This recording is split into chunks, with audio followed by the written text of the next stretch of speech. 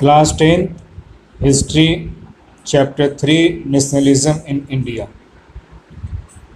और इस चैप्टर के इंट्रोडक्शन एंड पार्ट 1 का डिटेल यदि आप देखना चाहते हैं तो डिस्क्रिप्शन में उसका लिंक दिया हुआ है, आप उसमें जाके देख सकते हैं। Now this video is of part 2।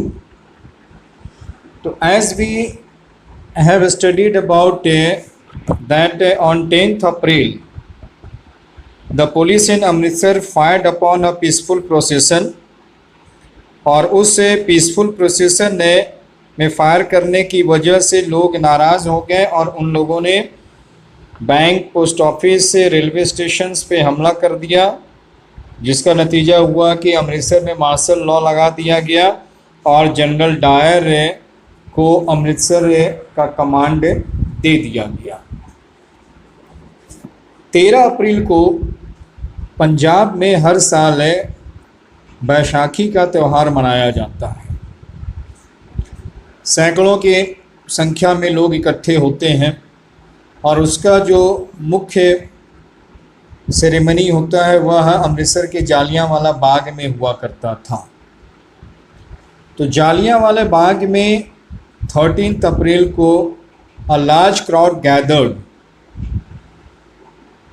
Some came to protest against the government's new repressive measures. Others had come to attend the annual Baisakhi fair. Since people celebrate the Baisakhi festival over there, so many people who belong to villages and countryside that do not know that there was the imposition of martial law in Amritsar. Since they were unknown about this, so they came to celebrate Baisakhi festival. But some people came there. कुछ लोग वहाँ पर आए थे government के new repressive major से का विरोध करने के लिए। अब general Dyer entered in that Jallianwala Bagh. Jallianwala Bagh के साथ में एक समस्या यह थी कि उसका एंट्री और एग्जिट दोनों एक ही हुआ करता था। तो general Dyer entered the area, block the exit point and open fire on the crowd. And जब गोली चलनी शुरू हो गई तो फिर सैकड़ों की तादाद में लोग मारे गए। और ये कहा जाता है कि करीब 10 मिनट तक गोलियां चलती रहीं, तब तक जब तक कि गोलियां समाप्त नहीं हो गई और सैकड़ों लोग उसमें मारे गए। बाद के दिनों में जनरल डायर ने ये कहा था, he wanted to produce a moral effect to create in the minds of satyagrahis a feeling of terror and of.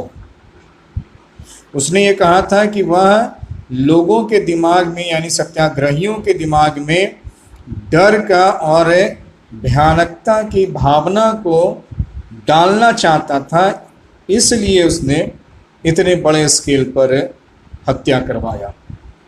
This incident infamous incident is known as Jallianwala Bagh massacre.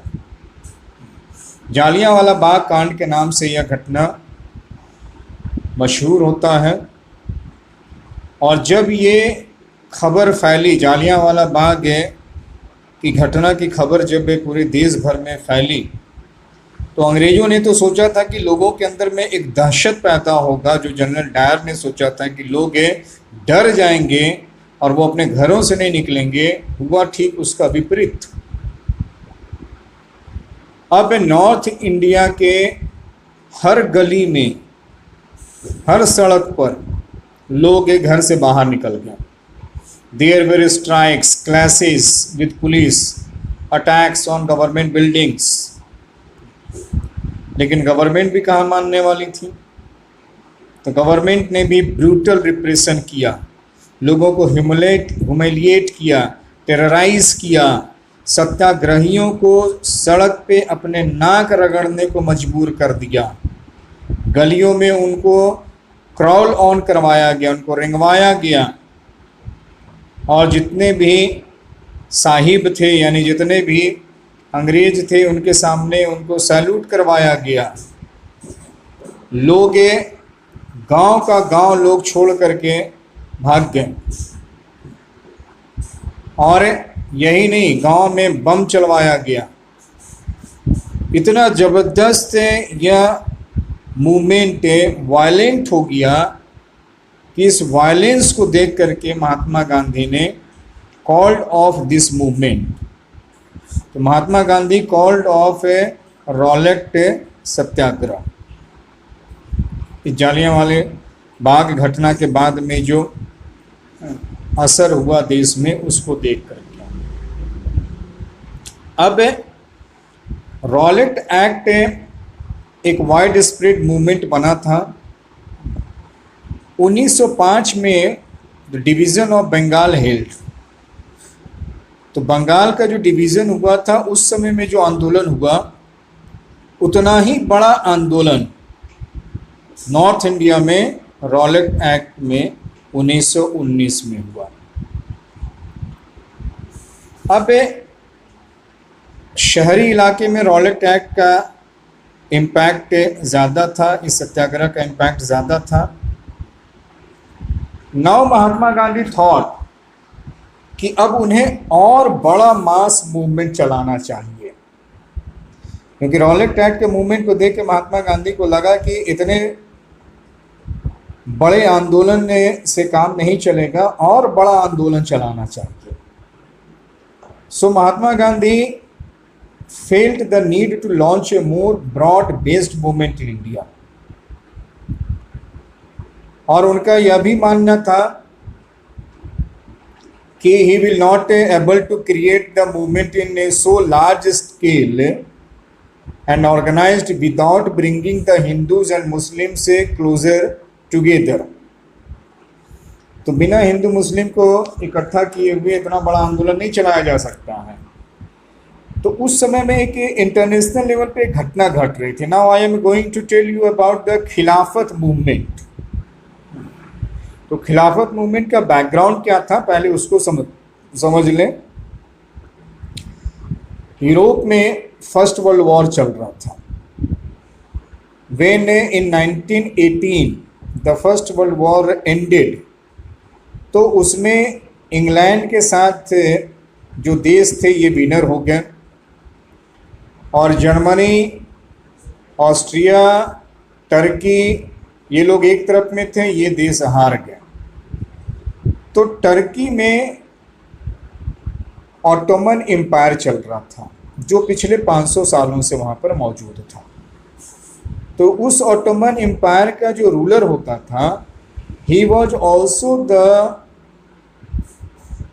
Top Muslim religious leader of the Islam through out the world. पूरे संसार भर के मुसलमानों का सबसे बड़ा धार्मिक गुरु हुआ करता था, जिसको कि, और वो ऑटोमन एम्पायर का रूलर होता था, and he was known as a खलीफा। इंग्लैंड ने जब हरा दिया टर्की को, ऑटोमन एम्पायर को, तो उनका जो spiritual head of the Islamic world खलीफा था, उसने खलीफा के पद को ही समाप्त कर दिया।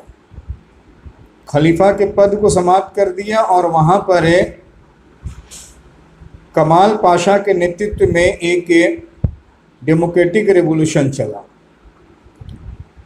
अब ये पूरे संसार भर के मुसलमानों को इस बात से तकलीफ़ हुई कि उनके धार्मिक के गुरु के पद को हटा दिया गया है। तो टू डिफेंड द खलीफास temporal powers, a Khilafat committee was formed in Bombay in March 1919।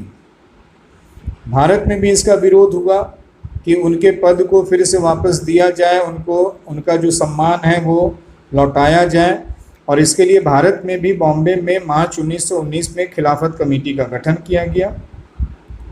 अब उस समय यंग जनरेशन के जो मुस्लिम लीडर्स थे, खास करके मोहम्मद अली और शौकत अली जो दोनों भाई भी थे, उन्होंने इसकी स्थापना की थी, खिलाफत कमेटी की स्थापना की थी। उन्होंने और महात्मा गांधी ने आपस में मीटिंग की और मीटिंग करके ये तय किया कि when the Ali brothers demanded that कि वह खिलाफत कमेटी के मूवमेंट को सपोर्ट करें, ऐसी मांग जब अली ब्रदर्स की तरफ में हुई तो Mahatma Gandhi was expecting also this, कि महात्मा गांधी भी चाहते थे हिंदू मुस्लिम यूनिटी हो जाए और इस यूनिटी के बाद में वहाँ पर एक बड़ा मास मूवमेंट चला सकें। तो Mahatma Gandhi agreed. Mahatma Gandhi saw this as an opportunity to bring Muslims under the umbrella of a unified national movement. और यही कारण है कि महात्मा गांधी इस बात को लेकर के एग्री हो गए। लेकिन केवल महात्मा गांधी के एग्री होने से बात बनती नहीं है, इसके लिए पूरे कांग्रेस का समर्थन चाहिए था। तो महात्मा गांधी ने कांग्रेस के सितंबर 1920 में कलकत्ता में सेशन होता है and he convinced the other leaders to of the need to start a non cooperation movement in support of Khilafat as well as for swaraj. तो महात्मा गांधी ने कांग्रेस के सितंबर 92 के कलकत्ता अधिवेशन में अपने नेताओं को इस बात के लिए राजी किया कि हमें खिलाफत मूवमेंट का सपोर्ट करना चाहिए और उसी तरह से हम लोग ये असहयोग आंदोलन नॉन कोऑपरेशन मूवमेंट भी शुरू करेंगे स्वराज हासिल करने के लिए। सो महात्मा गांधी डिसाइडेड कि वो नॉन कोऑपरेशन मूवमेंट शुरू करेंगे। तो now the question was why non cooperation movement, कि नॉन कोऑपरेशन मूवमेंट क्यों। तो पहला यहाँ पे क्वेश्चन बनता है why did Mahatma Gandhi start non cooperation movement. तो इस क्वेश्चन के आंसर में 2 पॉइंट आएगा कि Mahatma Gandhi started the non cooperation movement because of point number 1 to attain Swaraj, point number 2 to protest against Jallianwala Bagh massacre and in support of खिलाफत। अब इसका नाम है नॉन कोऑपरेशन मूवमेंट, ठीक क्यों हुआ। तो इसके लिए हम लोगों को देखना होगा कि महात्मा गांधी ने एक किताब लिखी थी हिंद स्वराज के नाम से 1909 में, in which Mahatma Gandhi declared that British rule was established in India with the cooperation of Indians and had survived only because of this cooperation. If Indians refuse to cooperate, British rule in India would collapse within a year and swaraj would come. तो महात्मा गांधी ने इसका non cooperation नाम इसलिए रखा कि महात्मा गांधी को ये लगा कि भारत में ब्रिटिश इसलिए काम कर पा रहे हैं या अपना रूल कर पा रहे हैं क्योंकि Indians are cooperating them and the moment Indians will refuse to cooperate with the British, तो 1 साल के अंदर में अंग्रेजों के पास में काम करने के लिए लोग नहीं होंगे, वो सिस्टम कोलैप्स कर जाएगा और मजबूर होकर के अंग्रेज यहाँ से चले जाएंगे और यहाँ पर स्वराज स्थापित हो जाएगा। That is why he named it as non cooperation। अब जो उन्होंने प्लानिंग बनाई कि how could non cooperation become a movement, कि नॉन कोऑपरेशन को कैसे एक मूवमेंट बना दिया जाए। तो Gandhi ji propose that the movement should unfold in stages. Gandhi ji ने 3 स्टेज बनाए इस मूवमेंट को चलाने का। पहला था it should begin with the surrender of titles that the government awarded, कि टाइटल्स अंग्रेजी हुकूमत के द्वारा जिनको टाइटल दिया गया है उस टाइटल को वापस कर देना। Second point was a boycott of civil services, army, police, courts and legislative councils, schools and foreign goods. पूरा बाइकॉट करना, बहिष्कार करना, जितने भी गवर्नमेंट इंस्टीट्यूशंस हैं उनका बहिष्कार करना। And third one is, in case the government used repression, a full civil disobedience campaign would be launched. कि यदि सरकार ने, ब्रिटिश सरकार ने अगर इस आंदोलन को दबाने का प्रयास किया तो एक फुल सिविल डिसोबीडियंस कैंपेन की शुरुआत कर दी जाएगी। और इसके बाद में समर ऑफ 1920 महात्मा गांधी और शौकत अली पूरे देश भर में घूमना शुरू किया और लोगों को मोबिलाइज किया कि they should support this non cooperation movement. लेकिन यहाँ पे एक बात और भी है कि कांग्रेस के अंदर में बहुत सारे लीडर्स ऐसे थे जो इस प्रस्ताव से सहमत नहीं थे।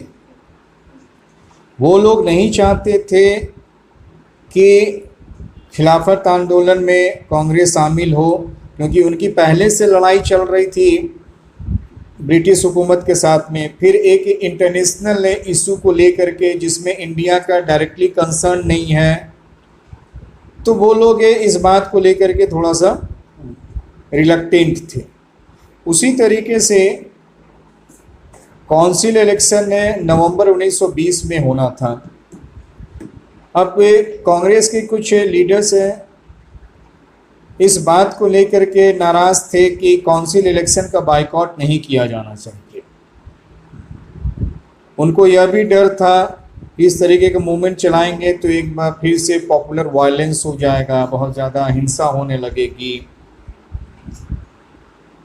तो in the months of between September and December there was an intense tussle within the Congress. Congress के अंदर में ही बड़ी बहस छिड़ गई, उनके बीच में मनमुटाव चल रहा था। लेकिन फाइनली जब एक कांग्रेस का एनुअल सेशन दिसंबर 1920 में नागपुर में हुआ तो वहाँ पर एक कंप्रोमाइज़ बना और उस कंप्रोमाइज़ के तहत यह तय हुआ कि Congress will support the non cooperation programme. और इस नॉन कोऑपरेशन प्रोग्राम में कांग्रेस से पूरे तरीके से बाइकॉट की पॉलिसी अपनाएगी, चाहे वह इलेक्शन काउंसिल का इलेक्शन ही क्यों ना हो। तो इस तरीके से कांग्रेस में दिसंबर 1920 के नागपुर सेशन में ये कंप्रोमाइज़ हो गया कि कांग्रेस से इस मूवमेंट को लेकर के आगे बढ़ेगी। Now the question is, how did the movement unfold? Who participated in it? How did social groups conceive of the idea of non-cooperation? यानी ये आंदोलन कैसे चला, कौन कौन लोग इसमें पार्टिसिपेट किए और किस तरीके से जो डिफरेंट सोशल ग्रुप्स थे उन लोगों ने नॉन कोऑपरेशन मूवमेंट के आइडिया को क्या समझा और कैसे समझा, ये अगले टॉपिक में।